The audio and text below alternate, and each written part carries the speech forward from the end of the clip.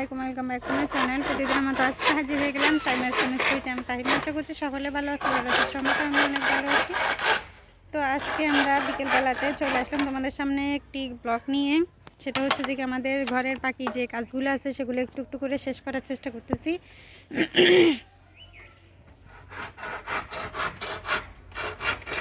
এই যে দেখো, কাজ অনেকটাই শুরু হয়ে গেছে। যে বাঁশগুলো দিছিল এগুলো বাহিরে বাড়তি বাড়তি থাকি গেছে, তো এগুলো একটু কেটে সোজা করে নিচ্ছে। তারপরে মনে হয় নেট দিয়ে দিবে। আমার পিছনে অনেকগুলো নেট আছে, তো ওগুলো দিবে। এগুলো আমাদের কাছে অনেক আছে। এখানে দুইটা মানে বাজেভাবে ভরানো ছিল, সেগুলো দিচ্ছে। এই যে দেখো, এগুলো বেয়াল বসাইছে যে তখন বেয়ালের মাছগুলো যেন, বেয়ালটা আমাদের প্রচুর পরিমাণে ছোট ছিল, তো বেয়ালটা যেন চারদিক থেকে মাছ আনতে পারে ওইভাবে। কিন্তু বেয়াল যেদিকে বেয়ালের জালটা ছিল না ওইদিকে ফাঁকা ছিল যেগুলো, সেগুলোর মধ্যে হচ্ছে যে কি মাছগুলো যেন পানির স্রোতে চলে যাইতে না পারে, সেজন্য কিন্তু এই নেটগুলো দিছিল। তো এই নেটগুলো এখন এখানে দিচ্ছে, তার কারণ আমাদের বাঁশ খুবই কম। আর আমাদের বাঁশ মুয়াতে যে বাঁশগুলো আছে সেগুলো অনেক হচ্ছে যে কি কম বয়সী, মানে ড্যাগা, এগুলোকে ড্যাগা বলছে ওগুলো। আর হচ্ছে যে কি, এই যে দেখো, তোমাদেরকে পিছনে ক্যামেরা দিয়ে দেখাতে পারতেছি না, তারপরেও দেখো আমাদের পিছনে ক্যামেরাটা নষ্ট হয়ে গেছে। এদিকে সাইমা মনিও কান্না করতেছে, ও অনেক ফসা হয়ে গেছে, ও খাবার দাবার কিছু খায় না। এই যে দেখো, কি কথা বলবো ওদের সাথে, কথা বলতে হবে না, ও পিছনে করতেছে কথা বলার জন্য কেমন হাসতেছে। আর এই সাইমামণি কিন্তু এখন কুতকুত খেলতে পারে। ও কুতকুত না, আম্মু ধরিও না, আম্মুর কাছে আসো। ও কুতকুত বলতে পারে, কুতকুত খেলতে পারে। তারপরে হচ্ছে যে কি হাঁস মুরগিকে আদার দিতে পারে না আম্মু। তো বাঁশগুলো অনেক হচ্ছে যে কি এখানে যে দিবে এরকম না, এগুলো ভেঙে যাবে। সেজন্য বাঁশগুলোর বয়স্ক বাঁশ হতে হবে, মজবুত বাঁশ হতে হবে। তো ওরকম সাপোর্ট দিবে না, ওগুলো কেটে আনলে সেজন্য আনতেছে না। ওগুলো যতদিন যাবে তত হচ্ছে যে কি এগুলো মজবুত হবে, বাতি হবে। তো এদিকে নেট দিচ্ছে, নেট সম্ভবত অনেকটাই কম হবে। যে দেখো, কম হয় না ব্যবসা, এখনও যে দিচ্ছে সেই ভালো করে জানে। আর তোমরা আমাদের আরেকটা নতুন চ্যানেল আছে, ওইটার নাম হচ্ছে যে কি ফ্যামিলি 24 এন্টারটেনমেন্ট। ওইটাতে গিয়ে দেখবা আমাদের যে মুরগির রেটগুলো দিত উনি, আমাদের পিছনে উনি এখন আর হচ্ছে যে কি বিলে এসছে।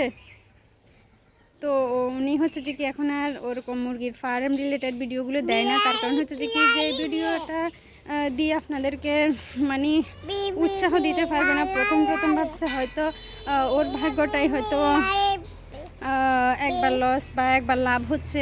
এখন দেখতেছে যে না, পুরোটাই হচ্ছে যে কি অন্যজনের হাতে যদি আপনার ব্যবসাটা থাকে তখন ওই ব্যবসার মধ্যে কোনো বরকত থাকে না। সেটা 100% প্রমাণ আছে আমাদের কাছে। কারণ আমরা যে 2 বছর করছি, ওই 2 বছরের মধ্যে আমাদের মধ্যে কিন্তু আমরা খেয়াল করতে পারছি যে মানে দামটা ওনারা নির্ধারণ করে দেয়, আমরা এত কষ্ট করে পালন করি। এটা তো আমি ব্লগের শুরুতেই বলছিলাম।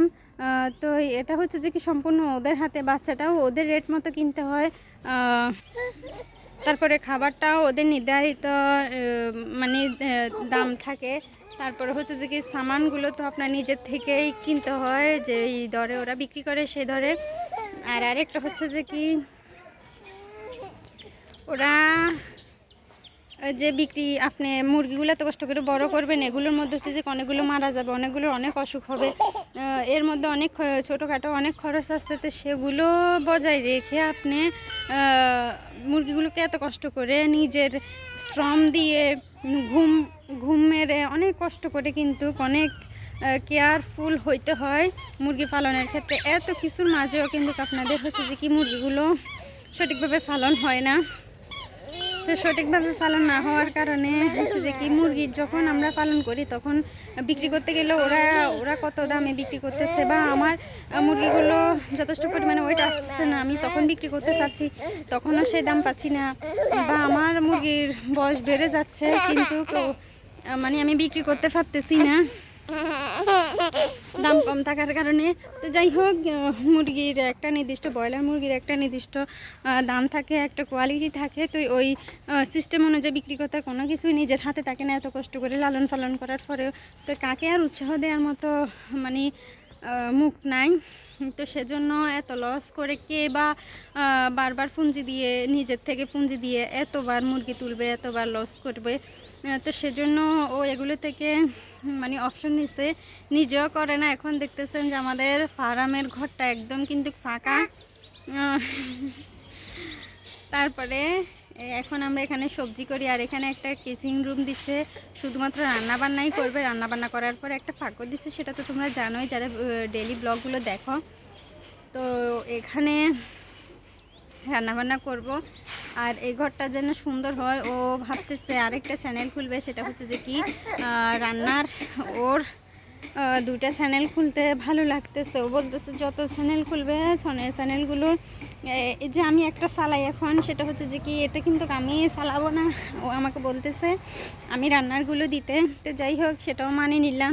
আমি এত কষ্ট করে মানে ব্লগগুলো তুলে দিচ্ছি। তো যাই হোক, আমি চিন্তা করি যে আমি করা মানে আমি যদি ওকে 2 টাকা কোথাও থেকে এনে দিতে পারি সৎভাবে, তো সেটা দেখেও কিন্তু মানে সেটা থেকেও ও হয়তো একটু উপকৃত হবে। বিলাই ধরতে পারবো না এখন। তো আমি কাজ করলে তো এটা তো বাইরে গিয়ে পরিশ্রম করতে হচ্ছে না, বাট এখানে কিছুক্ষণ সময় নিয়ে মানে কথাবার্তা বা কাজকর্ম নিজের একটা নির্দিষ্ট দায়িত্বের মধ্যে পড়ে। কি হয়েছে? তো যাই হোক, সবাই তো বুঝতে পারতেছো আমি যে চ্যানেলটা খুলছি সেটা হচ্ছে যে কি সাইমার জন্য, আর ওর আব্বু যেটা চালাবে সেটা হচ্ছে যে কি ওর আব্বুর জন্য। আমার জন্য বলতেছে যে কি আমি রান্নার একটা খুলে দিবে আমাকে, সেটা আমি চালাবো। তো যাই হোক, সবাই সুস্থ থাকবে, ভালো থাকবে। যে পর্যন্তই, সবাই দোয়া করবে। দেখতেছো কেমনভাবে চালাচ্ছে, শুধু আম্মু বলতেছে ভিডিও করতেছি কেন, হয়তো ওর কাছে মোবাইল দিতে হবে, আর নয়তো বা আমি অপশন নিতে হবে। তো যাই হোক, সবাই সুস্থ থাকবা, ভালো থাকবা। আর ঘরটা হচ্ছে যে কি পর্যন্ত হয়েছে, বাকিটাও তোমাদের সাথে শেয়ার করবো। খোদা হাফেজ।